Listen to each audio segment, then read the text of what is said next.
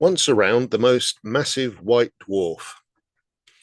In the constellation of Aquila the Eagle, there is a small blue star right up next to the border with the constellation of Hercules, marked on the star map there with the little red circle.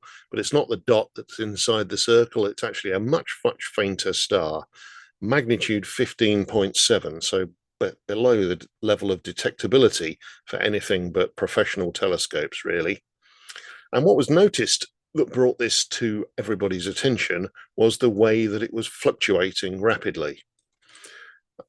The discovery and the identification of this weird behavior was made by the Zwicky Transient Facility. This is a telescope that's set up to look repeatedly at parts of the sky and detect that things have changed brightness. Those could be because they're moving or because they are exploding stars, novae, supernovae, asteroids, flickering flares, quasars, all sorts of objects. And the weird detection was that this little star was changing its brightness in a most peculiar way. And we have since discovered that it is a white dwarf star. That seems to go with the territory with stars around about that brightness and the colour in particular that was observed. And it was given the designation ZTF for Zwicky Transient Facility J1901 plus 1458. Bit of a mouthful, really, so we'll just call it ZTF from now on. So the Gaia satellite got involved and measured the distance to ZTF, which turned out to be just 135 light years, putting it in the relatively near part of the galaxy. And that's important because we're going to use that in a bit of a calculation.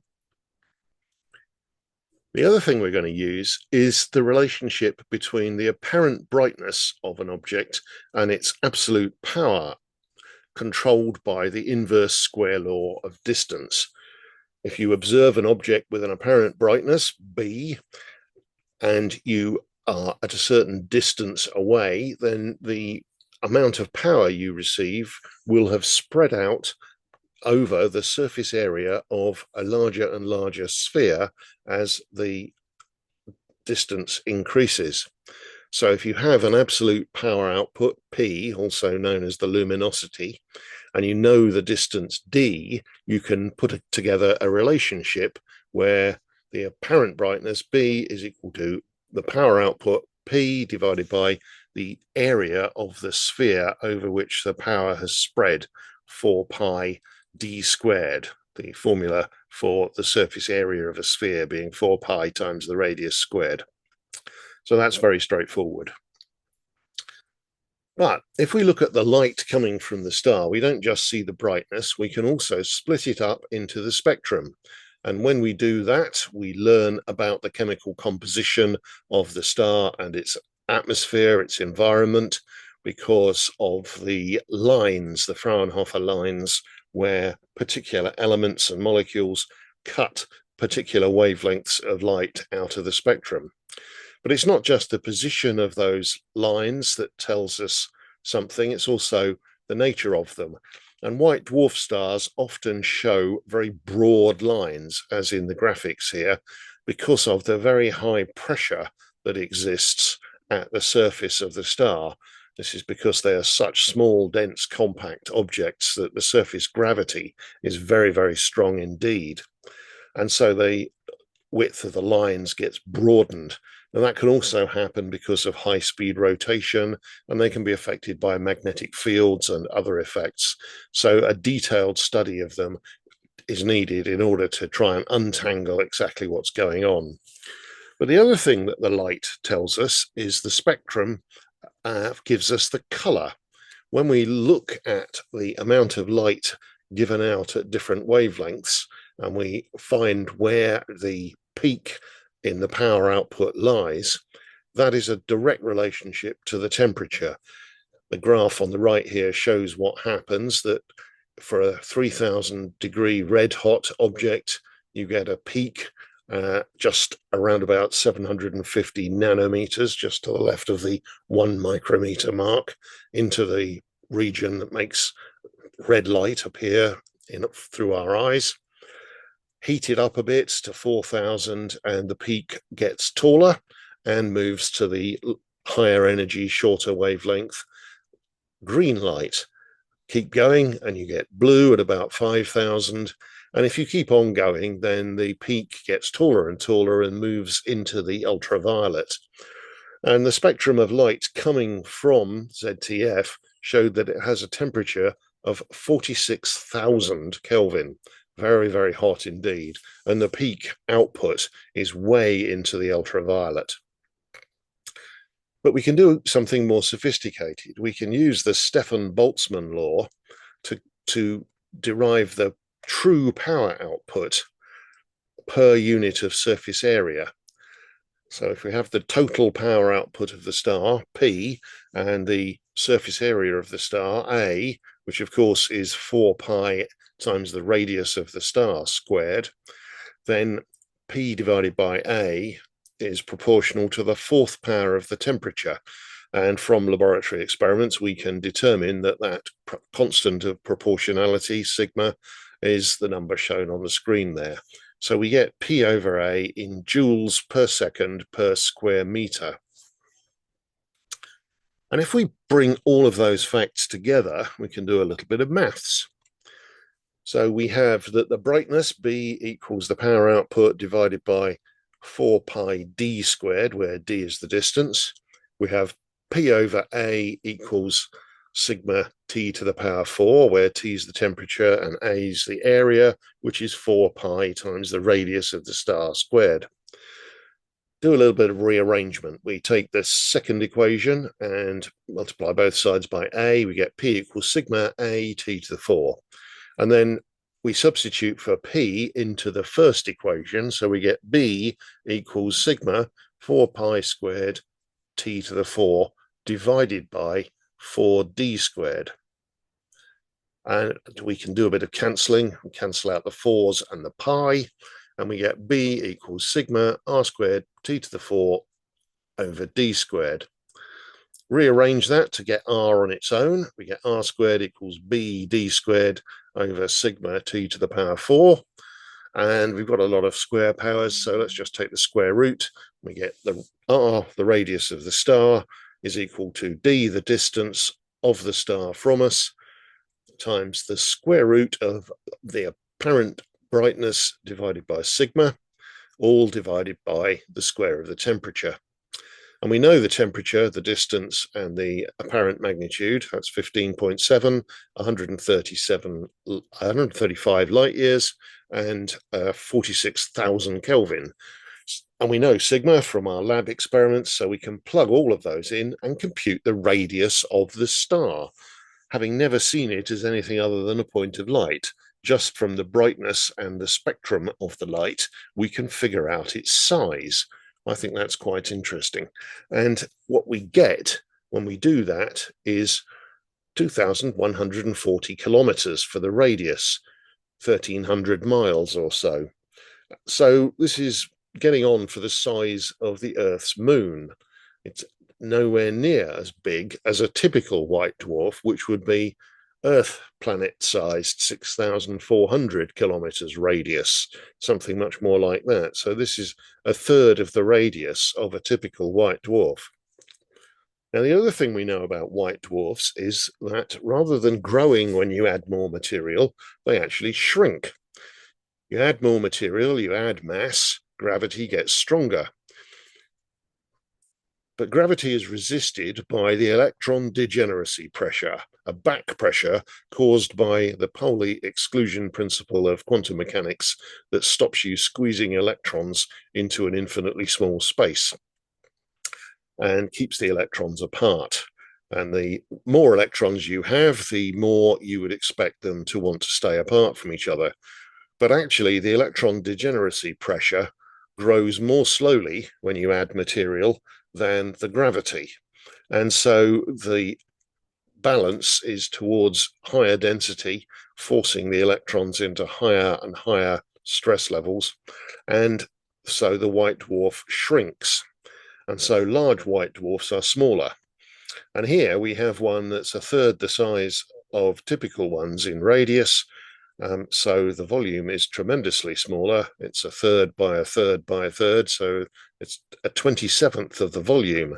It must be incredibly dense as a result, and is likely to be the most massive. And in fact, the estimates are that this is the most massive white dwarf yet found, with a mass figure of 1.35 solar masses. Now that's getting close to the absolute upper bound, the theoretical Chandrasekhar limit of 1.44 solar masses. Any heavier than that, and boom, a white dwarf is predicted to detonate as a type 1a supernova. And we see that very commonly and are very confident of these numbers. Now, the Chandrasekhar limit says that white dwarfs are stable so long as their mass is below this value. Once the mass is increased, perhaps by gaining material from a giant partner, you have initial situation of two fairly massive stars, and the most massive one grows through its life cycle the most quickly, becomes a giant, and then shrinks back down to a white dwarf and expels its atmosphere. And then the second partner enters the giant phase. And the thing with giant stars is they don't have a very strong grip on their outer layers, and so the strong gravity of the white dwarf can often start siphoning material away, drawing it into an accretion disk and spiraling it down onto the white dwarf, building the mass up. And of course, eventually, if that mass tips the star over the limit, then you get a type 1a supernova, and the entire white dwarf is wiped out. The other thing we notice about ZTF is it is spinning incredibly rapidly, once every 7 minutes, 416 seconds. That's very, very fast indeed for a white dwarf. They're usually of the order hours to days, not minutes. It's not the record holder. There is one known as EPIC 288939-929, which goes a little more quickly at 5.3 minutes. But this is getting up there. It's really fast. And that is going to mean that there's terrific centrifugal acceleration or centripetal acceleration, depending on your point of view. So the star is likely to be fairly oblate, actually. Now, from the spectrum of the stars, you can also usually tell the composition. And I just wanted to say a word or two about what happens with white dwarfs. So if the progenitor star, the original star, is less than about 8 solar masses, then what happens is it will go through its life cycle, form a red giant, go through the blue loop, and become an asymptotic giant branch star, where the second phase of nuclear fusion kicks off. So in the normal life of the star, hydrogen is converted to helium in the core, and in the second phase, the AGB phase, then the core converts helium into carbon and then on into oxygen. And so you end up with a ball of carbon and oxygen in the center of these stars. If the star's a little bit more massive, and the figures are somewhere between 8 and 10.5 solar masses, then that process can run a little further and create the next elements in the chain, neon and magnesium. Such stars like that are fairly rare, actually, and white dwarfs from them there are some, but there are not very many. The reason for that is that larger stars are rarer in general, and actually 8 to 10.5 solar masses is quite a narrow range, so they don't get too many of these. But whatever it's made of, when the star dies and puffs off its outer layer in a planetary nebula, leaving behind the exposed core, all the heavier elements will tend to sink to the bottom, and the lighter elements will float over the top. And so you get like an onion structure with layers, and if there is any helium or any hydrogen left over, then that can form a skin on the surface. Now, the hydrogen can get burned off, and I don't mean burned, I mean it undergoes nuclear fusion to create more helium, and that sometimes happens in flashes that we call novas, where the star suddenly brightens as there's a bit of runaway thermonuclear activity on the surface. And that tends to mean that they don't show very much hydrogen. They can do, but in any event, the elements in the spectrum of the star are revealed by all those dark lines, so we can usually tell what the surface is made of. Somewhat harder to estimate the core. What we can also tell from the spectrum is the magnetic field. This has an effect on those lines in the spectrum, and what we see here is an absolutely enormous field, nearly 1 billion times that of the sun. Now, because it is so small, compact, dense, and spinning so fast, this makes some sense. As things shrink in size, the conservation of angular momentum means that they have to spin faster to achieve the same result. And so rather like a skater on an ice rink going into a spin and then pulling their arms in, the rate of rotation spins up. So it may be that the shrinkage down to this very compact object indeed has resulted in a bit of a spin up, and a high degree of spin is just what you need for the dynamo effect to kick in and make a strong magnetic field. But all of that, really, we have to go back to the thing that got us interested in ZTF in the first place, and that's the rapid changes in brightness. You can see how rapid they are in the light curve over on the right there, which is a whole series of oscillations. Now, the strange thing about this caused people to follow up with other telescopes, and in particular the Keck Observatory had a good look at the light and the spectrum of the light coming from ZTF.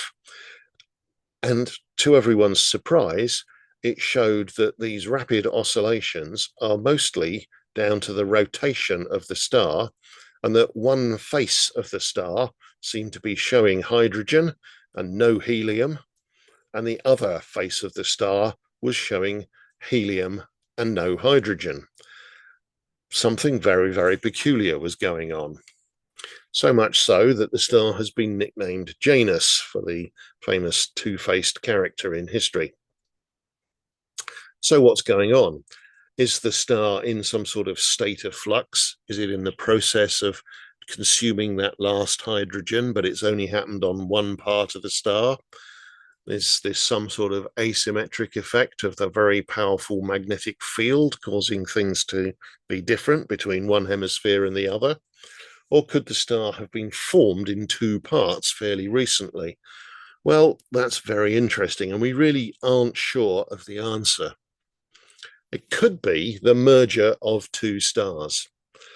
So the two white dwarf stars coming close to each other and merging would seem to fit various parts of the evidence.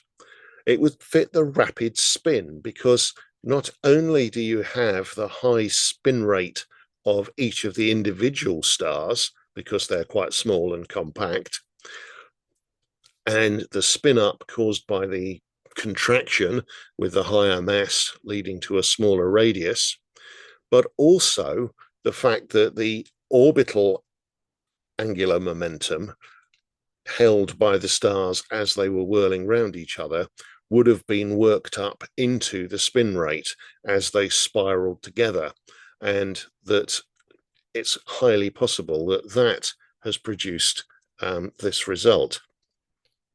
It could be that this merger has not yet fully mixed, and that that's a merger of two slightly different white dwarf stars giving us those two hemispheres. But as I say, we haven't really got to the bottom of this yet. What's also interesting is that the sum of the masses will lead potentially to it exceeding the Chandrasekhar limit. If you had two stars that were 0.8 solar masses each, they would add up to 1.6, and that would blow the star up as a supernova type 1a. But here, maybe it's accounting for the fact that we had two stars of about 0.6 and 0.7 solar masses, and we ended up with one of 1.35, and that's just below the limit. Now, these stars, when you have a pair of white dwarfs, will merge eventually because as they orbit round each other, energy gets radiated away in the form of gravity waves, ripples of space-time, a prediction of Einstein that was recently discovered, first with black holes, then with neutron stars, and eventually with orbiting white dwarfs. And it saps away the overall energy of the system, causing them to spiral inwards, and eventually you get a merger.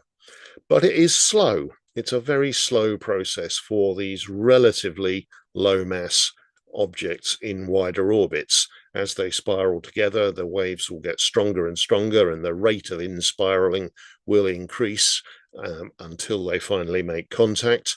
We see that in the gravity wave detections. But to begin with, it's quite slow. And that's important because we use white dwarf stars as standard candles to estimate distance.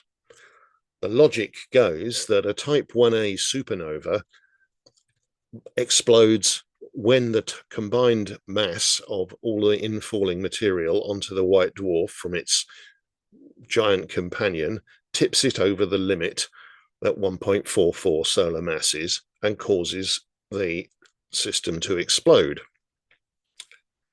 This is such a bright event, it can be seen not just in our galaxy or in neighboring galaxies, but in galaxies over vast cosmic distances. And because they all explode at the same power output, they can be used as standard candles to work backwards to work out the distance, rather as we did before when we were working out the size. In that case, we knew the distance.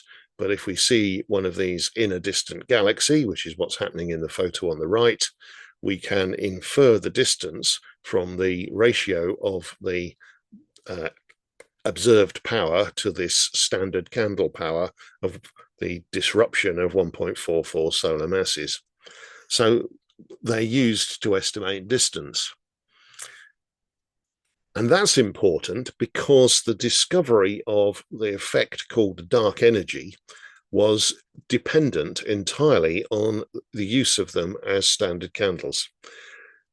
What they did was tracked the brightness of a lot of type 1a supernovae and compared the inferred distance on the y-axis with the apparent redshift caused by cosmological space expansion on the horizontal axis there. And if the universe was denser, then you would have got enough mass to have been below the red line, and the result would have been that there would have been a collapse under gravity. If it was completely in balance, then you should have found the fit being entirely along the red line. But what was observed was that towards longer redshifts, greater overall distance, the best fit line through all the blue points was well above the line. And that tells us that the rate of cosmic expansion has not been constant, and in fact has been accelerating in the recent past. And this was a huge surprise and led on to a Nobel Prize, and we now call the effect dark energy, thought to be a pressure, a negative pressure, in fact, inherent in space, which under general relativity causes space to expand. But if some type 1a supernovae are from systems where a pair of massive white dwarfs can merge together, they would exceed the Chandrasekhar limit and be a super Chandrasekhar event. They would probably look just like a white dwarf, but they would have abnormal brightness. And in theory, such a merger event could be almost up to 200% if you had two just subcritical white dwarfs and they happened to merge, then you would get nearly double the overall power output. And such super Chandrasekhar events could influence this entire relationship. Why does that matter? Well, actually, occurred to me that if you have mergers as the result of the inspiraling of white dwarfs, and that this takes a long time, cosmically speaking, as the gravitational radiation is quite weak to begin with, then these mergers would happen late in terms of the overall timescale of the process. White dwarfs are already late in the process because they are the product of fairly long-lived stars. And so if they then have to undergo this inspiraling, and that takes a long time as well, then it might mean that late time samples in the data set might be full of a higher proportion of super Chandrasekhar events than early time. Early times, you would not get very many of these events because you would probably find that they hadn't spiraled into each other yet. And so this could be biasing the data. And it would be interesting to look into that and see if we could find a way to pick that apart. And there's another effect that might bias the data, and that is white dwarf death, not from excessive weight, but from electron capture in the core. Electron capture is where an electron and a proton, plus and minus, hit each other, forming a neutron and spitting out a particle called a neutrino. And this can happen. In fact, it does happen in many situations, and it is part of the process that creates neutron stars. During the collapse of very massive stars, the pressure in the core overwhelms the electron degeneracy and rams the electrons into the protons, creating neutrons and forming a neutron star rather than stopping at a white dwarf. But inside the core of a white dwarf, something could be going on right now. You could be very slowly seeing the electrons merging with the protons. This would happen very, very slowly, but never at a zero rate. It can always occur at any temperature and conditions.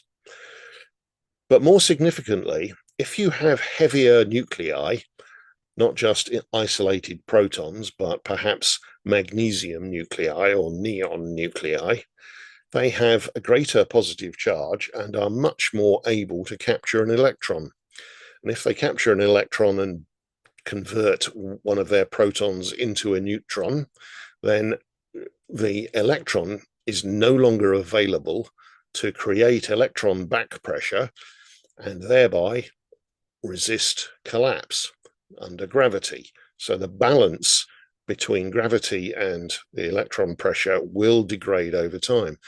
So as the heavy elements sink into the core, this can accelerate the electron capture reactions and cause the white dwarf to collapse. Now, this could lead to a sub-Chandrasekhar mass 1A supernova or a direct collapse to a neutron star. And this is something that we are looking to try to observe. But again, if we had a lot of type 1A supernova imposters from sub-Chandrasekhar mass events caused by electron capture, caused by the fact that we have white dwarfs which contain not just carbon and oxygen in their core, but the heavier elements as well, then perhaps we are looking at a bias whereby some of the events are not as powerful as they might be. And so there are a couple of biases that need to be looked into in the dark energy data, and be very, very interesting to see how that plays out. So thanks very much for listening to this tour once around the star ZTF, and to some of the implications of its existence for the nature of white dwarfs and the implications perhaps for our thoughts on dark energy. Thanks for listening.